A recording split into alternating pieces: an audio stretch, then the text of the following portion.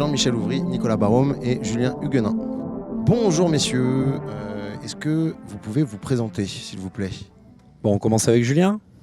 Alors donc Julien Huguenin, je suis chargé de mission musique actuelle et arts émergents pour la mairie d'Orléans. Ok. Jean-Michel Ouvry et je fais partie de l'équipe Sacre Bleu. Et Nicolas Barmforg, pareil, moi je suis copain des deux loustiques et je fais partie de l'équipe Sacre Bleu.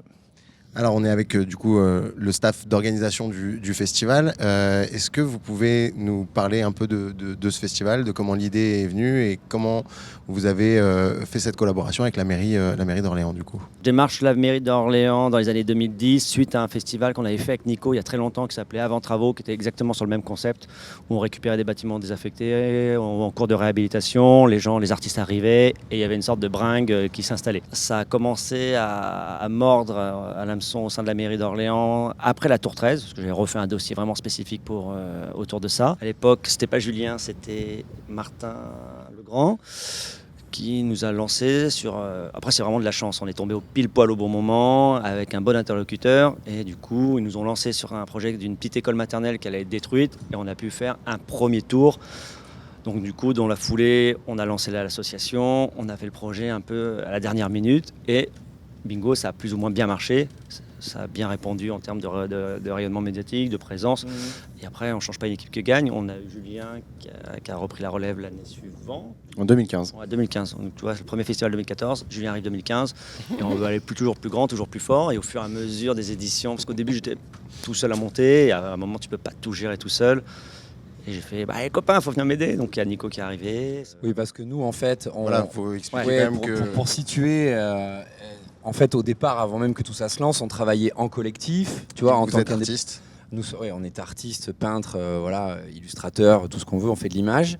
Et on travaillait en collectif, donc on se connaît, on s'est rencontrés à l'école, on était copains, on a créé des collectifs ensemble, on a fait des projets, on a monté toutes sortes de choses, on montait nos propres expositions.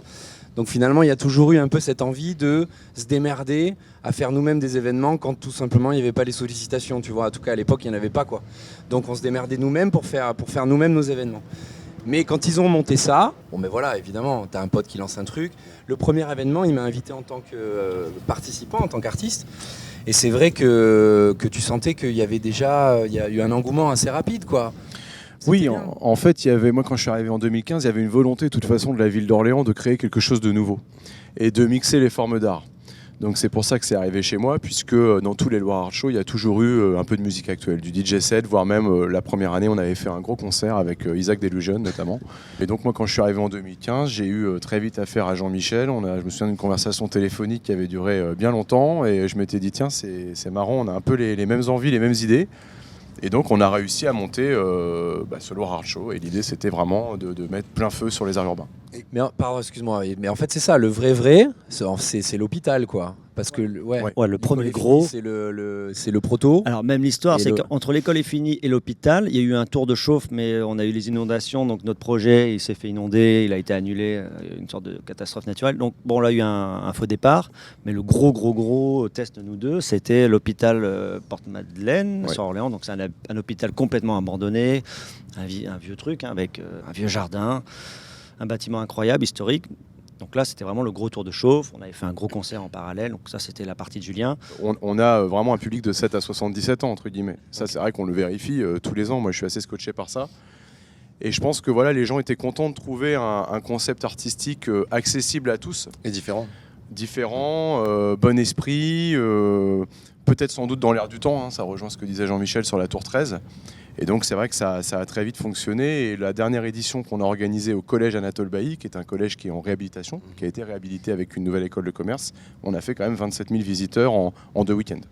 Donc toute la difficulté, c'est quand même trouver ces foutus bâtiments, parce que même si dans chaque ville, il y a quand même plein de verrues, de bâtiments abandonnés qui sont à l'abandon, le but du jeu, nous, c'est de les repérer, de les visiter en amont, de faire passer des commissions de pompiers pour voir si déjà c'est aux normes de sécurité. À la vinaigrerie, il y avait des portes de secours qui avaient dû être faites un peu On avait, dans un mur, on avait créé une porte. Voilà, pour faire générer une porte de secours et augmenter la jauge. Parce que si tu fais rentrer que 19 personnes, on se retrouve dans la même situation qu'à la Tour 13 où tu avais 12 heures de file d'attente dehors.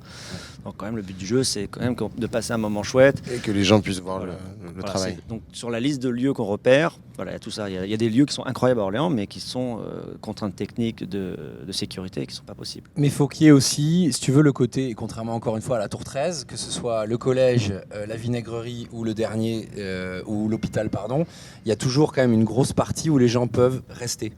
Tu vois, il n'y a pas que le cheminement, on va voir toutes les peintures et après on s'en va. Tu peux rester là toute l'après-midi. Un vrai lieu de vie à part Ouais, t'es entière. en famille, avec tes gamins, machin, tu passes à la boutique, tu vas prendre un petit verre, tu vas revoir les peintures. Tu peux y passer l'après-midi en fait. Ouais. C'est pas juste comme aller visiter un musée, tu vois. Donc c'était un petit peu toujours le propos, quoi. Voilà. Comment techniquement on monte un projet comme ça? Je pense que ça va être plutôt à toi que je pose la question. En fait, la ville, elle a validé ce concept de Loire Art Show et donc là, c'est la 4e grosse édition. On espère que ça continuera et qu'on continuera surtout à trouver des lieux parce que c'est ça le nerf de la guerre. Sans lieu, ça va être compliqué. Mais on a des idées. Donc en fait, l'idée de la ville, ça a été de dire, nous, on confie la direction artistique à Sacre-Bleu pour son expertise. Donc la ville délègue à Sacre-Bleu la totalité de la DA et de la production aussi de l'exposition. Et donc de la partie peinture. Nous, derrière ça, on apporte, quand on le peut, une partie musicale en plus. Et surtout, on coordonne tout l'aspect régie en fait, du festival. Donc effectivement, c'est nous qui allons nous assurer que les bâtiments vont être disponibles, qu'on va pouvoir aller y faire notre festival, que les normes de sécurité effectivement sont bonnes. Donc on fait tout le lien avec la préfecture, avec le SDIS. Voilà, on est vraiment dans le pilotage, dans la coordination globale de l'événement. En mode gestion de projet en fait, et on délègue la partie artistique pure en totalité à Sacre-Bleu en fait. Vous pouvez nous parler un peu de l'édition de cette année? Ce qu'il va y avoir, ce qu'on va pouvoir voir, ce qui va se passer? Bah déjà, la grosse différence, c'est que cette année, c'est pas un lieu qui va être démoli. Donc déjà, les contraintes étaient quand même assez différentes. Mais bon, ça se passe en 2 parties. Il y a là où on est à l'heure actuelle, donc un grand parking magnifique, tout propre, où on fait peindre des murs. Alors on a Dexter, Vidam, Riot qui nous viennent de Berlin. Stom qui a fait une peinture là-bas, qui va en faire sûrement une autre. Stom 500 qui vient de Strasbourg. On a Bolt qui va peindre par là-bas, qui arrive de Paris, pardon. Il y a Shane qui est parisien aussi. Et après, je sais pas, on va sûrement faire d'autres petites peintures. À l'intérieur, on a des artistes mexicains qui vont venir peindre aussi. I'm super afraid to say it bad. Los Calladitos. qui vont peindre à l'intérieur de la patinoire. Bon, si j'oublie des trucs, vous me le dites. Hein. Après, nous, si on a le temps, on fera un petit peu de peinture, mais c'est franchement pas la priorité. Sans doute. Après, Il y a des chances. En fait, on dit ça à chaque fois. Et en fait, cette année, Alexis, un pote avec qui on avait déjà travaillé, enfin surtout moi, sur des volumes, on a trouvé que ce lieu, la patinoire, à l'intérieur de la patinoire, c'était propice à venir faire du volume. Parce que ça ouvre la porte à d'autres propositions, des trucs que les gens ne sont pas super habitués à voir. Et aussi, les artistes ne sont pas habitués à travailler sur du volume comme ça. C'est un nouveau médium pour eux. Ouais, c'est complètement nouveau. Donc du coup, il nous semblait que c'était intéressant de le proposer aux gens et aux artistes qu'on invitait. Voilà. Et après, des grandes impressions, de la vitrophanie. Enfin, ça nous a quand même. Il y avait quand même pas mal de difficultés pour occuper cet espace-là. Mais du coup, ça nous fait nous creuser la tête, tu vois, pour essayer de. Ça fera plus de surprises que les années précédentes, peut-être, en termes de diversité de support, quoi. Projet. Voilà. Ouais. Et dans les artistes, on a, je sais pas, il y a Madame aussi, Madame Papier, il y a Mr. Kern, Monsieur Kern, Landry, Alex Paris, et je crois qu'on a fait le tour. Qui seront plutôt à l'intérieur. Ouais, voilà. qui seront plutôt à l'intérieur. Ouais. Les gens ne font pas forcément la différence entre graffiti, lowbrow, street art. Vous, quelle est votre ligne? Alors là, vraiment, il faut qu'on réponde ensemble, mais parce que je sais pas si c'est conscient, en fait, tu vois, parce que, comme je te disais tout à l'heure, il y a quand même souvent, c'est souvent un truc de potes et de mecs, tu vois. Après, je crois que on est les deux dans un truc très figuratif, on fait des murs, des dessins, ce que tu veux, mais ça reste finalement de l'illu à plus ou moins grand format qu'on fait nous, tu vois. Donc on aime bien les dessineux, tu vois, par exemple. Et il y a quand même cette envie effectivement, de proposer quelque chose que les gens ont moins l'habitude de voir. Quand t'es pas à fond dans ce qui peut se faire en art urbain, tu vois, t'assimiles ça à du graffiti de terrain ou de train ou du wild style, du lettrage, ce que tu veux. Là, il y a quand même des gros dessins, c'est de la grosse image et les gens finalement, c'est marrant, ils te disent tous cette phrase qui est mignonne, qui est un peu couillonne, tu vois, mais ça c'est de l'art, hein. Tu vois, ça c'est pas, c'est comme si ça c'est pas du graffiti, c'est de l'art, parce qu'en fait, tu vois, c'est dans l'inconscient collectif des gens. En fait. Mais donc, il y a cette volonté d'essayer de montrer un panel de tout ce qui peut se faire, quoi. Voilà. Ouais, après sur la Selecta, souvent, comme disait, on sélectionne pas au code postal, mais après, ce qu'on aime bien recevoir, c'est des artistes qui ont vraiment un univers très fort, très marqué, c'est-à-dire que je tombe sur le mur d'un tel, bingo, je sais qui c'est, quoi. Et ça, c'est vraiment l'objectif. Du coup, la sélection, on l'a fait ni aux followers, même si des fois ça peut rentrer en compte, mais des fois il y a 2-3 artistes qui n'ont pas d'Instagram. À l'hôpital, on avait Posla qui avait ni Facebook ni Instagram. Il avait juste le prix d'Angoulême.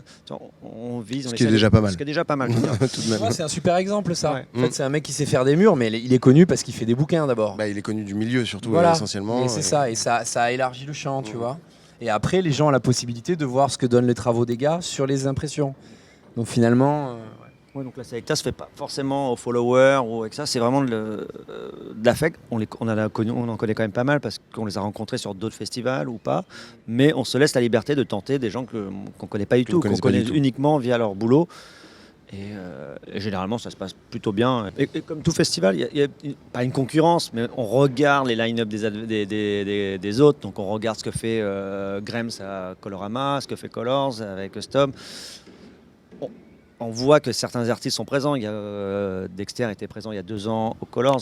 Il y a des glissements d'artistes parce que c'est quand même le même univers et qu'on n'est pas à 60 000.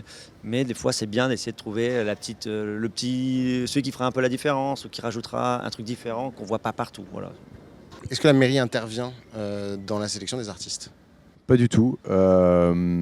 Ce qu'il faut préciser aussi, c'est que de toute façon, dans le domaine artistique, ça c'est l'avantage aussi des collectivités publiques, c'est que quand vous lancez un marché public pour une prestation X ou Y, forcément, il faut mettre en concurrence des gens ou quoi. Dans le domaine artistique, la législation elle est un peu différente.